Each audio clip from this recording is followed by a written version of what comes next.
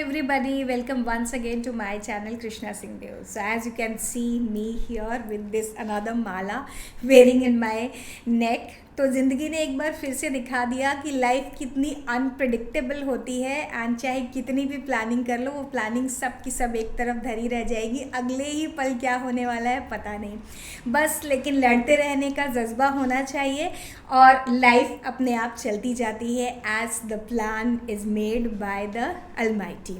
तो भगवान ने बता दिया कि भाई लाइफ में थोड़ा ठहरो भी, तो मैंने वो किया। लेकिन 2 दिन के बाद में फिर से यहाँ पर हूँ क्योंकि इस समय मेरे बच्चों का टाइम जो है वो बहुत इम्पॉर्टेंट है, मुझसे ज़्यादा इम्पॉर्टेंट है और कहीं ना कहीं मेरी हेल्थ से भी ज़्यादा इम्पॉर्टेंट है। Health is top most priority, I know that. तो मैं थोड़ा रेस्ट करके कोशिश कर रही हूँ कि जितनी हेल्प कर सकती हूँ आप लोगों को करूँ। आज की video as I had promised you for class 12 redemption of debenture के लिए। तो ये है वन शॉट रिविजन जहाँ पे हम रिडम्पशन ऑफ डिबेंचर के सारे कॉन्सेप्ट्स को कंप्लीट कर लेंगे। तो अंत तक बने रहिए मेरे साथ इस वीडियो में और हम सारे कॉन्सेप्ट्स का आज अच्छी तरीके से रिवीजन कर लेंगे, पूरे के पूरे कॉन्सेप्ट को रिवाइज कर लेंगे और फिर नेक्स्ट वीडियो में आपको इसके क्वेश्चंस करने के लिए मिल जाएंगे। लेट्स गेट स्टार्टेड सून। हमारा रिडम्पशन ऑफ डिबेंचर का chapters and this chapter is only for ISC board, CBSE के सिलेबस में ये चैप्टर है नहीं।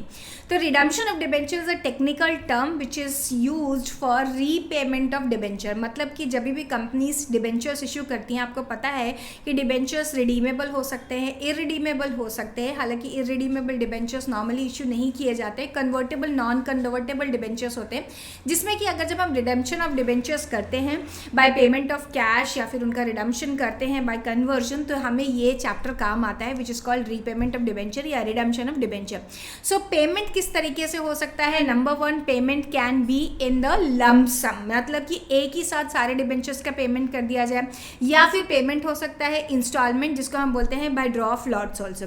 Then purchase of own debenture from the open market भी हो सकता है। तो this is not there in our portion. ये नंबर 1 एंड नंबर 2 जो है हमारे पास है पेमेंट और इन इंस्टॉलमेंट और ड्रॉ बाय लॉट्स जिसको बोलते हैं, ये हमारे पोर्शन में है।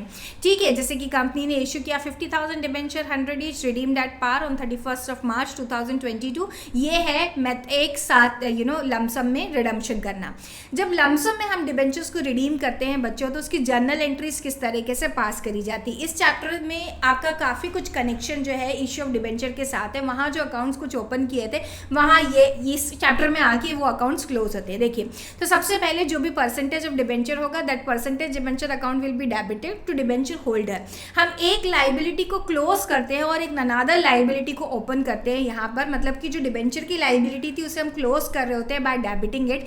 नॉर्मली जो लाइबिलिटी का नेचर होता है वो होता है क्रेडिट, अब उसे हम डेबिट करके खत्म कर रहे होते हैं और डिबेंचर होल्डर की लाइबिलिटी क्रिएट कर रहे होते हैं और फिर दूसरी ही एंट्री में हम डिबेंचर होल्डर को डेबिट करके वो लाइबिलिटी खत्म कर देते हैं by making the payment to the debenture holder. So debenture holders account debit to bank, ये करके हम एंट्री पास कर देते हैं। इनकेस आपने डिबेंचर्स प्रीमियम पे इशू किए थे, मतलब रिडम्पशन ऑफ डिबेंचर प्रीमियम पे होने वाला था, तो आप याद करिए आपने इश्यू ऑफ डिबेंचर के चैप्टर में क्या किया था। आपने एंट्री पास करी थी loss on issue of debenture, debit side में लिखा था और क्रेडिट साइड में लिखा था premium on redemption of debenture. वो premium on redemption of debenture यहाँ आ जाएगा डेबिट साइड में अलॉन्ग विद परसेंटेज डिबेंचर। तो उस तरीके से हम रिडम्पशन कर देते हैं डिबेंचर का। हु में इशू डिबेंचर्स, अब आता है next question. The companies who are AIFI regulated by RBI, Exim bank, UTI वगैरह, मतलब ऑल इंडिया फाइनेंशियल इंस्टीट्यूशन जिसे बोलते हैं, वो इशू कर सकते हैं debenture. Then banking companies issue कर सकती हैं, other financial companies like LIC, IDFC वगैरह इशू कर सकती है डिबेंचर। लिस्टेड कंपनीज सारी के सारे डिबेंचर इशू कर सकती है। NBFC मतलब non banking financial companies, unlisted HDFC housing finance companies, इन ये इशू कर सकती है। Other unlisted companies like manufacturing companies and construction companies can issue the debentures. इनके पास सोर्सेज ऑफ फाइनेंस क्या होते हैं? 3 सोर्सेज ऑफ फाइनेंस होते हैं डिबेंचर्स को रिडीम करने के। ये है profits of the company, profit में से डिबेंचर्स को रिडीम किया जा सकता है।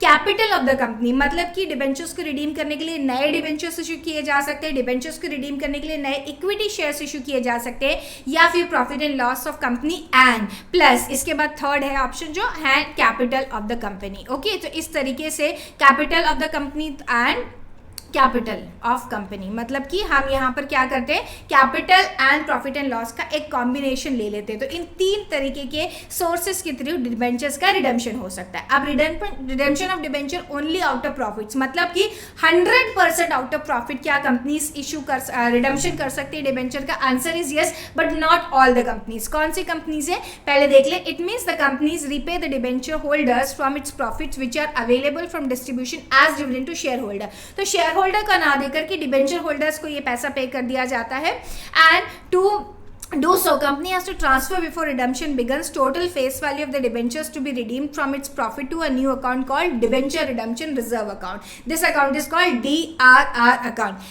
As per the provision of Companies Act 2013, the provision of debentures, redemption of debenture out of profits is possible only in the case of unlisted companies other than non-banking financial companies and HFC companies also. Okay, so NBFC and HFC companies, यहाँ पे हम लिख लेते हैं NBFC companies and HFC companies, housing finance companies. So कोई company unlisted हो और unlisted में भी अदर देन NBFC और HFC हो, तो वो companies redemption of debenture out of 100% profit कर सकती है, 100% ऑफ द प्रॉफिट कर सकती हैं। ओके, मतलब कि वो DRR अकाउंट में डिबेंचर की फेस वैल्यू का 100% ट्रांसफर करेंगी। फॉर एग्जाम्पल 10 लाख के डिबेंचर्स का रिडम्पशन करना है तो 10 लाख रुपए का DRR बनेगा यहाँ पर। Okay, so I hope student this point is clear to you. अब हम देखते हैं redemption of debenture only out of profit में और क्या चीजें आती हैं। Only from profits available for distribution dividend for the share holder of the company, वो हमने देख लिया।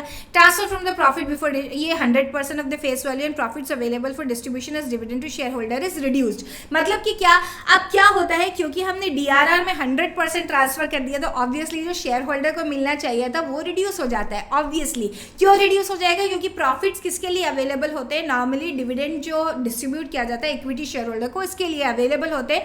अगर आप उसमें से DRR बना रहे हैं तो प्रॉफिट्स रिड्यूस हो ही जाएंगे इक्विटी शेयर होल्डर के। ये एक लॉ की एप्लीकेशन बताई गई है, इसको आप थ्योरेटिकली जरूर पढ़ के रख लें, प्रैक्टिकल इतना इसका इंप्लीकेशन नहीं आएगा। अब कैपिटल में से कौन कौन रिडीम कर सकता है? When profits are not set aside for redemption of debentures, the redemption is set to be out of capital. As per the provisions of the Companies Act 2013, the redemption of debenture purely out of capital is not possible in case of unlisted companies other than non-banking and financial companies and HFC companies. Manufacturing or unlisted company will have to do only out of profits. Okay. Redemption of debentures purely out of capital is possible in case of, ये सारी companies ऐसी हैं जो only out of capital कर सकती हैं। उसमें आती है all India financial companies, banking companies, other then financial companies and all listed companies. ये सब आउट ऑफ कैपिटल ही अपने डिबेंचर्स का रिडम्पशन कर सकती है। आउट ऑफ कैपिटल का मतलब मैंने पहले ही आपको समझा दिया। आउट ऑफ कैपिटल का मतलब होता है न्यू शेयर्स इशू करके, न्यू डिबेंचर्स इशू करके वो क्या कर सकती है? अपने डिबेंचर्स को रिडीम कर सकती है। Then redemption of debentures out of capital and profit, मतलब कॉम्बिनेशन की बात करें तो जो नंबर 1 कंपनीज थी, कौन सी companies? Unlisted companies which are non banking financial companies and housing finance company. Other than those unlisted companies, जो दूसरी अनलिस्टेड कंपनीज है जैसे मैन्युफैक्चरिंग कंपनीज वगैरह, उन कंपनीज के लिए ऑप्शन अवेलेबल होता है। तो ये पार्शियली आउट ऑफ प्रॉफिट करती है, पार्शियली आउट ऑफ कैपिटल करती है। ओके, इन लोगों को कंपल्सरी डिबेंचर रिडम्पशन रिजर्व में 10% of the face value of debentures डालना पड़ता है। And as per the provisions of companies act, debentures out of the profits of capital is possible only in the case of unlisted companies other than NBFC and HFC companies. Okay, चलिए तो अभी तक हमने कितनी बातें पढ़ ली student, हम फिर से रिवाइज करते हैं। एक तो रिडम्पशन ऑफ डिबेंचर का मतलब होता है repayment. Repayment can be done by 3 ways. Number 1 lump sum में आपने रीपेमेंट कर दिया, नंबर 2 ड्रॉ ऑफ लॉट्स में कर दिया, नंबर 3 ओपन मार्केट से अपने खुद के डिबेंचर्स को रिडीम कर लिया, मतलब परचेज कर लिया। नंबर 3 वाला जो पॉइंट है वो ISC सिलेबस का पार्ट नहीं है, इसीलिए हम उसके ऊपर फोकस नहीं कर रहे हैं। Number 1 is lump sum payment and number 2 draw by lots, ये दोनों ही हमारे पोर्शन का पार्ट है, उसे हम करें। देन हमने देखा कौन कौन सी कंपनीज डिबेंचर्स इशू कर सकती है। All India financial companies, banking companies, NBFC companies, HFC companies, all the listed companies, other non listed companies which are not NBFC and HFC can issue the debentures. अब उनके पास redemption of debenture के लिए क्या क्या source available होते हैं। Number 1 source available for redemption of debenture is out of profits, लेकिन purely out of profit मतलब 100% आउट ऑफ प्रॉफिट करने का ऑप्शन सिर्फ 2 ही कंपनीज के पास होता है, एक ही कंपनी के पास होता है, सॉरी नॉट 2, एक ही कंपनी के पास होता है जो कि एक अनलिस्टेड कंपनी है and other than NBFC and HFC company है। देन दूसरा ऑप्शन अवेलेबल होता है प्योरली आउट ऑफ कैपिटल, वो है other than unlisted companies. Unlisted company भी एक तरीके की अनलिस्टेड कंपनी यहाँ पर आ सकती है इस कैटेगरी में, जो कि है एनबीएफसी या एचएफसी कंपनी। देन दूसरी कंपनीज जो है आपकी listed companies, all India financial companies and banking companies, ये सब कैपिटल के थ्रू अपने डिबेंचर्स को रिडीम कर सकती है। कैपिटल के थ्रू मतलब they can issue new shares, they can issue new debentures etcetera. Then दोनों का कॉम्बिनेशन मतलब कि partly out of profit and partly out of issue of new shares या डिबेंचर्स, वो ऑप्शन भी अवेलेबल है नंबर 1 टाइप ऑफ कंपनीज के पास ही। नंबर 1 टाइप ऑफ कंपनीज कौन थी? नंबर 1 टाइप ऑफ कंपनीज थी all unlisted companies other than non banking financial companies and housing finance companies. उनको छोड़ के बाकी सारी कंपनीज के पास ऑप्शन है दोनों ऑप्शंस एक्सरसाइज करने का, मतलब कि पार्टली आउट ऑफ प्रॉफिट कर सकते हैं, partly out of they can do it by issue of shares या डिबेंचर्स। ऐसी कंपनीज को at least 10% of their face value of debentures का अपने डीआरआर में ट्रांसफर करना होता है। वेयर एज फर्स्ट केस में जब वो 100% आउट ऑफ प्रॉफिट कर रही होती है तो 100% का डीआरआर बनाना होता है। डीआरआर का फुल फॉर्म है डिबेंचर रिडम्पशन रिजर्व। ये अमाउंट जो होता है अलग से रखना होता है डिबेंचर होल्डर की सेफ्टी के लिए। बेनिफिट्स ऑफ डीआरआर क्या है डिबेंचर होल्डर्स के लिए? Creation of DRR ensures the company to set aside a portion of profit towards the repayment of long term debentures out of profit, and if the company goes through bankruptcy या liquidity की crunch आ जाती है तो फिर DRR reduces the risk for investor. दो company issue secure debentures, हमेशा कुछ ना कुछ मॉर्गेज रख के डिबेंचर्स इशू किए जाते हैं, क्योंकि नेकेड डिबेंचर वैसे भी कंपनीज एक्ट 2013 अलाउ नहीं करता इशू करना। फिर भी लिक्विडिटी होने में थोड़ा टाइम लगता है, क्योंकि बड़ी बड़ी एसेट होती है, एक ही एसेट कई जगह पे मॉर्गेज हो सकती है, तो ये डीआरआर उस समय हेल्प करता है डिबेंचर होल्डर्स का पैसा जल्दी जलवाने में। Now purchase of redemption DRI debenture redemption investment, ये भी एक लॉ की कंपल्शन है जो कि काफ़ी सारी कंपनीज को फॉलो करने पड़ती है। कौन कौन सी कंपनीज को फॉलो करना पड़ती है? दो कंपनीज है जिनको ये डीआरआई की जो रिक्वायरमेंट है वो फुलफिल करनी पड़ती है। एक है ऑल लिस्टेड कंपनीज को ये फुलफिल करना पड़ता है, और दूसरा है unlisted companies other than NBFC and HFC companies जो है उनको ये रिक्वायरमेंट फॉलो करना पड़ता है। अब कितना डीआरआई में इन्वेस्ट करना होता है? डीआरआई में तो डीआरआर में तो हमें क्लियर हो गया कि अगर प्योरली आउट ऑफ प्रॉफिट है तो 100% is equal to the face value of debentures outstanding, and अगर आपने out of profit and out of capital वाला कॉम्बिनेशन चूज किया तो at least 10% you have to in transfer to DRR. But DRI में कितना डालना है? ऑल लिस्टेड कंपनीज को डालना है, all unlisted company other than NBFC and HFC को डालना है 15%। 15% ऑफ व्हाट? पहले बार जब हमने डीआरआर की बात करी थी तो हमने ये बोला था जितने भी डिबेंचर्स है उसकी फेस वैल्यू का 10% या 100% डाल देंगे, लेकिन यहाँ पे जितने डिबेंचर्स इशू किए उसका नहीं, जितने डिबेंचर आउटस्टैंडिंग फॉर रिडम्पशन है।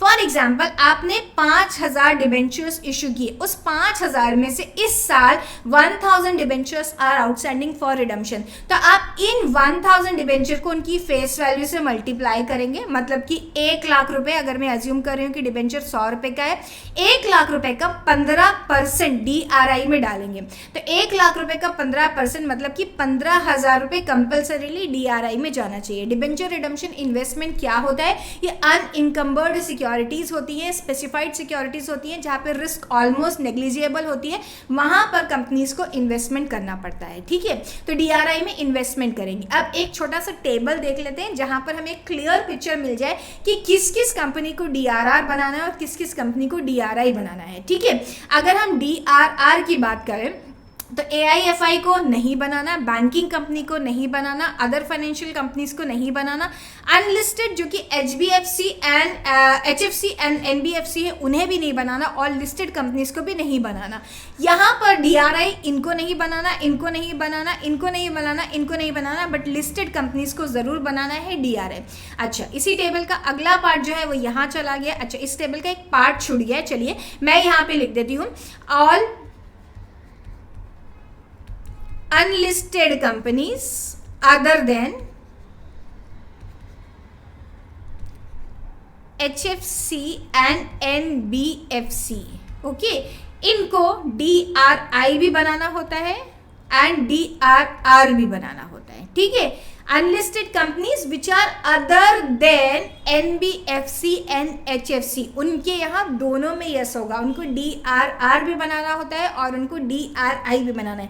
वेयर एज लिस्टेड कंपनी में सिर्फ DRI is to be made, only DRI is to be made, DRR listed companies को नहीं बनाना होता है। तो ये आपको नोट कर लेना है, याद रखना है। चलिए अब आप बात करते हैं जर्नल एंट्रीज की। तो हम जर्नल एंट्रीज देखिए तो ये जर्नल एंट्रीज बीच में आ गई है।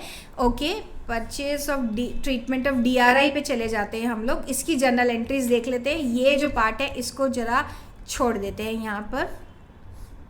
अच्छा, DRI की डेट क्या होती है? अच्छा, ये DRI की डेट जो है, ये जो जर्नल एंट्री है ना, ये जर्नल एंट्री एक्चुअली मैं बता ही देती हूँ, ये थोड़ा सा टाइपिंग में इधर उधर हो गया, मैं आपको बता देती हूँ। ये DRR के क्रिएशन की एंट्री है, DRR की क्रिएशन की जर्नल एंट्री है, जिसमें हम जर्नल एंट्री पास करते हैं surplus, that is statement of profit and loss account debit to DRR account. ठीक है, DRR मतलब डिबेंचर रिडम्पशन रिजर्व अकाउंट, यहाँ पर आप ट्रांसफर करेंगे।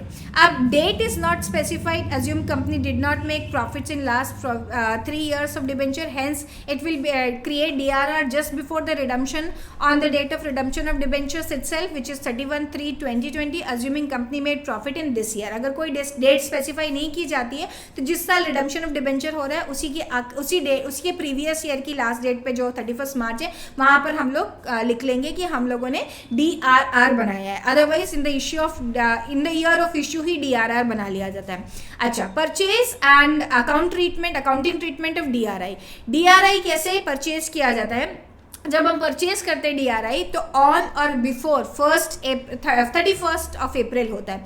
तो नॉर्मली 1 अप्रैल की डेट आ जाती है। अभी जो पिछले कुछ सालों से काउंसिल ने चेंज किया, उन्होंने बोला कि जिस साल आप डिबेंचर का रिडम्पशन कर रहे हो, जिस डेट पे डिबेंचर का रिडम्पशन कर रहे हो, उसी डेट पे ये एंट्री पास कर सकते हैं। तो अब बहुत ज़्यादा कंफ्यूज होने की ज़रूरत नहीं है बच्चों को। जिस दिन आप डिबेंचर का रिडम्पशन कर रहे हैं, डिबेंचर के रिडम्पशन से पहले ही आप DRI की क्रिएशन की एंट्री कर लीजिए और उसी दिन DRI को सेल ऑफ करने की एंट्री भी आप पास कर देंगे। जब DRI, आप इस डेट्स पर ध्यान मत दीजिए, आप सिर्फ DRI क्रिएट करने की क्या एंट्री है वो देख लीजिए। Bank account debit to DRI पहले हम बनाएंगे।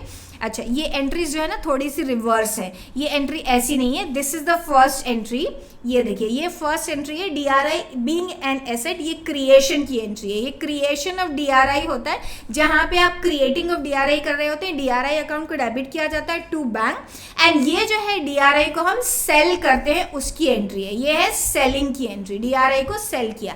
ओके, ये सारे एग्जाम्पल्स को अभी के लिए आप छोड़ दें। तो bank account debit to DRI ये सेल करने की एंट्री है और ये क्रिएशन की एंट्री है। तो this entry should be first and this entry should be second. Okay, I hope you have got the concept of DRI also very clearly student। DRI कितने अमाउंट का बनता है? DRI उस अमाउंट का बनता है जितने अमाउंट की debentures are outstanding for redemption. For example, हमने 5000 के डिबेंचर्स इशू किए, उसमें से 1000 के डिबेंचर इस साल रिडम्पशन के लिए ड्यू है, तो हम 1000 डिबेंचर्स के ऊपर ही DRI बनाएंगे, नॉट ऑन 5000। अगर आप लमसम में रिडम्पशन कर रहे हैं तो यस, पूरे 5000 डिबेंचर की फेस वैल्यू के 15% के बराबर का DRI बना लेंगे और on the date of redemption only उसे हम लोग क्या कर लेंगे, रिडीम भी कर लेंगे। जर्नल एंट्रीज एक बार फिर से देख लीजिए। DRI account debit to bank, ये फर्स्ट एंट्री होगी on the date of redemption. अब ये जो 30 अप्रैल लिखा हुआ है, मैंने बोला क्योंकि बोर्ड की जो रिक्वायरमेंट आ गई है ISC काउंसिल की, उसके अकॉर्डिंगली ये थोड़ी पुरानी चीज़ हो गई है। अब आप 30 अप्रैल को क्या कर लेंगे, ऑन 30 अप्रैल की जगह आप डेट ऑफ रिडम्पशन के दिन ही इसे क्रिएट भी कर लेंगे और उसी दिन इसे सेल भी कर लेंगे। क्रिएशन की एंट्री होती है DRI account debit to bank account, and इसको सेल ऑफ करने की एंट्री होती है बैंक टू DRI, मतलब पहली वाली एंट्री की opposite entry. Date of redemption पे क्या एंट्री पास करी जाती है, हम लोगों ने डिबेंचर होल्डर्स को क्रेडिट करना है एंड डिबेंचर्स को डेबिट करना है, एंड फिर डिबेंचर होल्डर्स को पेमेंट कर देंगे। डिबेंचर होल्डर को पेमेंट की एंट्री आएगी, debenture holders account debit to bank account, ये एंट्री पास कर ली जाएगी। अब journal entries of unlisted companies other than NBFC, तो ये लोग क्या बनाएंगे, ये DRR अकाउंट भी बनाएंगे, इसीलिए उनकी एंट्री होगी surplus in statement of profit and loss account debit to DRR account, then debenture redemption account debit, debenture redemption investment account debit to bank account, then इस डिबेंचर रिडम्पशन को redeem कर लिया जाएगा। तो bank account debit to DRI account, मतलब पहली इस entry की रिवर्स एंट्री यहाँ पर हो जाएगी।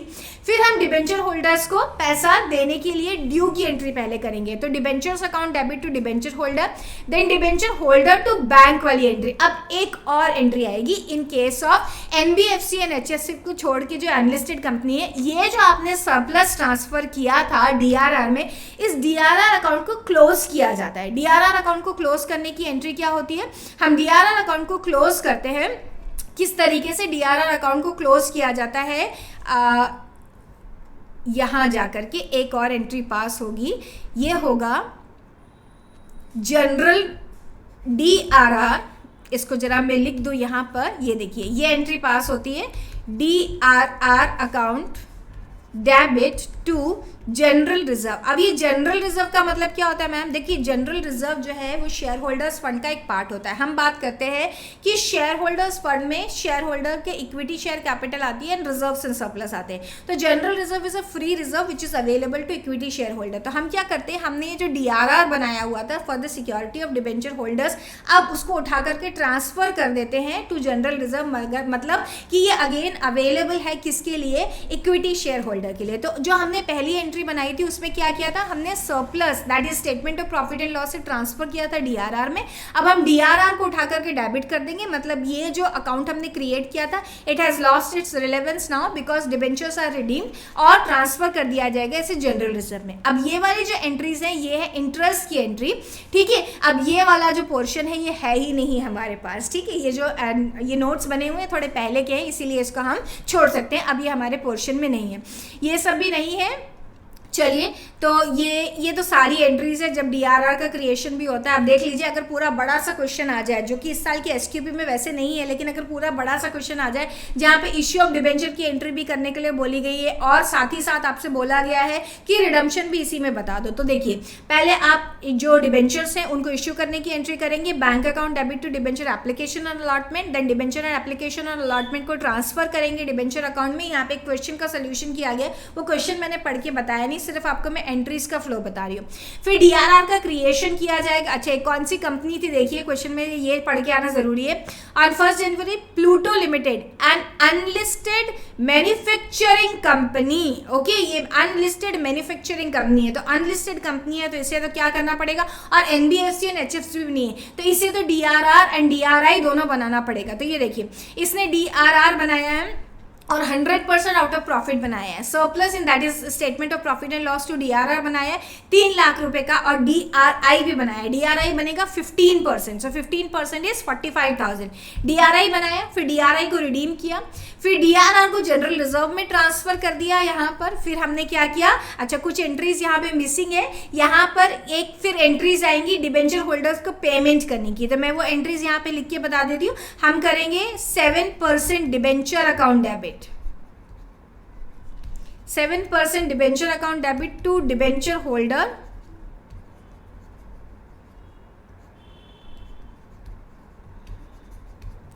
एंड फिर ये हो गया हमारा 3 लाख रुपीस, और फिर हम एंट्री करेंगे debenture holders account debit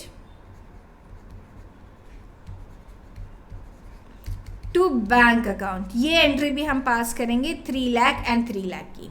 okay, so I hope student flow of entries आपको समझ में आ रहा है। चलिए, अब एक और इम्पॉर्टेंट टॉपिक है जिसको मैं चाहूंगी कि आपके साथ लिख करके करूं, so I am taking you here, जहां मैं लिखती हूं। चलिए, अब देखिए कई बार आपका जब issue of redemption of debenture by draw of lots होगा तो इस तरह से लिखा हुआ मिलेगा। For example, we have issued 5000 debentures, ठीक है, 5000 debentures are issued and redemption कुछ इस तरीके से हो रहा है। Let's say redemption of debenture is on 31st March 20 it is 1000 debentures, then 31st March 21 there are 2000 debentures, and 31st March 2022 there are 2000 debentures। अब यहाँ पर हम एंट्रीज का फ्लो कैसे देखेंगे। सबसे पहली बात, अगर मैं ये अज्यूम कर रही हूँ this is unlisted company and this is other than NBFC and HFC company, तब हम लोगों को कैसे एंट्रीज पास करनी है। देखिए बहुत ध्यान से देखिएगा। सबसे पहली बात, मैं जब एंट्री पास करूंगी, मैं एंट्री पास करूंगी whatever is the percentage debenture, मैं लिखूंगी percentage debenture assuming that debentures are redeemed at par, percentage debenture account debit to debenture holders. Okay अच्छा, इसके पहले एक काम और कर लेती हूँ। इस एंट्री के जस्ट पहले ही, चलिए इसको अभी हटाती हूँ, पहले इस एंट्री के जस्ट पहले डीआरआर के क्रिएशन से स्टार्ट करती हूँ, क्योंकि this is unlisted company which is other than NBFC and HFC company. तो हम लिखेंगे statement of P and L debit to debenture redemption reserve account. Okay, total debentures है 5000 मल्टीप्लाइड बाय 100 हो गया 5 लाख इंटू 10%। ओके, तो मैंने जो DRR बनाया वो कितने का बनाया, that is made for 50,000 rupees, 50,000 का DRR बनाया। अब बहुत ध्यान से देखना, इस तरीके के क्वेश्चंस बहुत इंपॉर्टेंट हो चुके हैं because this is the latest edition which came in the previous year only. अब देखिए, अब हम क्या करेंगे, हम लोग पहले डिबेंचर रिडम्पशन रिजर्व में हमने ट्रांसफर कर दिया, अब हम DRI बनाएंगे। Okay, DRI on the date of redemption ही बन सकता है। ये देखिए 31 मार्च 2020 को ही मैं DRI क्रिएट करूंगी। अब आप बहुत ध्यान से देखते हुए चलें, मैं DRI कितने अमाउंट का बना रही हूँ। DRI account is debited to bank. अब DRI मुझे बनाना है जितने डिबेंचर्स आउटस्टैंडिंग फॉर रिडम्पशन है। कितने डिबेंचर आउटस्टैंडिंग फॉर रिडम्पशन है आप देख सकते हैं student, 1000 debentures outstanding for redemption है। तो मैं बनाऊंगी 1000 multiplied by 100 rupees which is face value of debenture and multiplied by 15%। Okay, मतलब कि 15,000 रुपीज का मैं बना रही हूँ DRI। तो मैंने 15,000 रुपए का बनाया DRI। अब याद रखिए कि यहाँ पर मैं DRI को रिडीम नहीं करूंगी। वाई? बिकॉज लॉ बोलता है जितने डिबेंचर आउटस्टैंडिंग फॉर रिडम्पशन है उतने के बराबर जो डिबेंचर रिडम्पशन इन्वेस्टमेंट है उतना बना रहना चाहिए। अब इस डिबेंचर रिडम्पशन इन्वेस्टमेंट में मैं 15,000 रुपए इन्वेस्ट कर चुकी है, लेकिन अगले साल फिर से मेरे सामने 2000 डिबेंचर्स की लाइबिलिटी है, तो इसे मैं रिडीम नहीं करूंगी, मतलब इसे मैं सेल ऑफ नहीं करूंगी। I will let it be like this only, I will let it be invested. अब कौन सी एंट्री पास होगी, अब इसी डेट पे एंट्री पास होगी, मतलब कि मेरी bank account debit to DRI की एंट्री पास नहीं होगी, इसी डेट पे एंट्री पास होगी मेरी परसेंटेज डिबेंचर अकाउंट डेबिट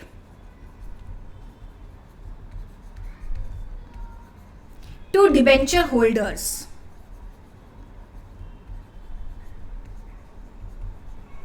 कितने डिबेंचर्स है भाई, 1 लाख रुपीस के debentures were due for redemption. तो 1 लाख रुपीस के डिबेंचर्स हमने रिडीम कर लिए, क्रिएशन ऑफ लाइबिलिटी कर लिया। इसी डेट पे अब मैं कर दूंगी debenture holders account debit to bank.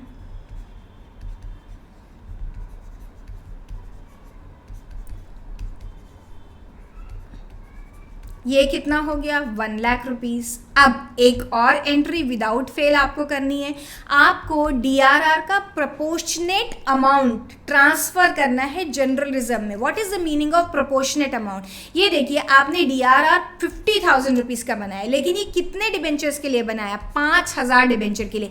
इस साल कितने के डिबेंचर्स रिडीम किए, 1,000 के। तो मुझे क्या करना है, मुझे DRR अकाउंट को डेबिट करना है एंड जनरल रिजर्व को क्रेडिट करना है, लेकिन सिर्फ कितने डिबेंचर्स के रिस्पेक्ट में अमाउंट डालना है, 1 लाख की फेस वैल्यू है, इसका 10%, मतलब कि सिर्फ 10,000 रुपए I have to transfer to general reserve. I hope you are getting it students. चलिए अब चलते हैं नेक्स्ट ईयर में, मतलब हम बात करते हैं 31 मार्च 2021 की। इस दिन मुझे फिर से DRI बनाना है। क्यों मैम, क्योंकि अब जो डिबेंचर्स आउटस्टैंडिंग है ना बेटा, वो डिबेंचर्स आउटस्टैंडिंग है 2,000। ओके, मतलब कि 2 लाख का 15%। अगर हम 2 लाख का 15% के बराबर DRI बनाएंगे तो वो सफिशिएंट नहीं है, क्योंकि 2 लाख का 15% हमने पहले तो 1 लाख का 15% बनाया था, ओके। तो 1 लाख का 15% हमने बना लिया था 15,000 रुपये। अब तो 30,000 रुपये का DRI चाहिए। हमारे पास कितना रखा हुआ है? हमारे पास 15,000 पहले से रखा हुआ है, तो रिमेनिंग अमाउंट मतलब 15,000 का DRI बन जाएगा। आई होप आपको ये बात समझ में आ रही है। देखिए मैं आपको ऊपर चल के फिर से बताती हूँ।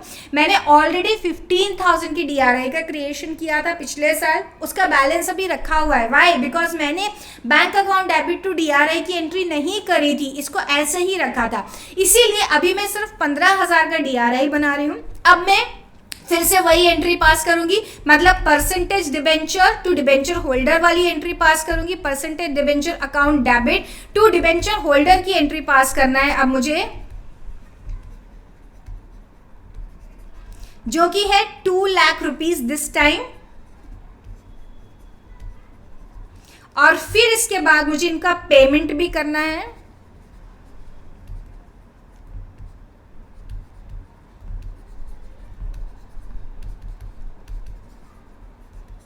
विच इज 2 लाख रुपीज।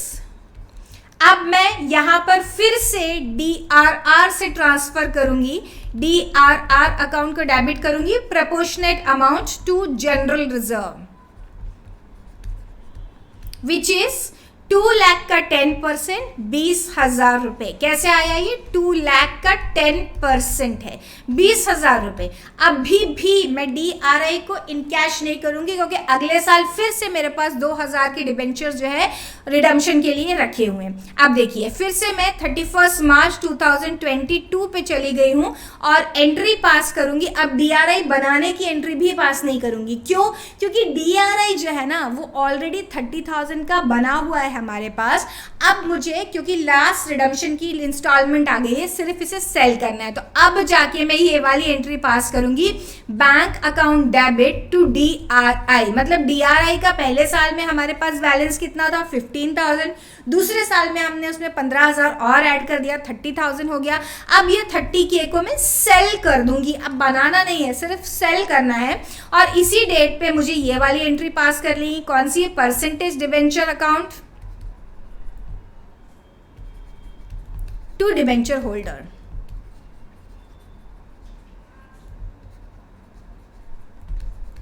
जो कि है 2 lakh rupees again. Then debenture holder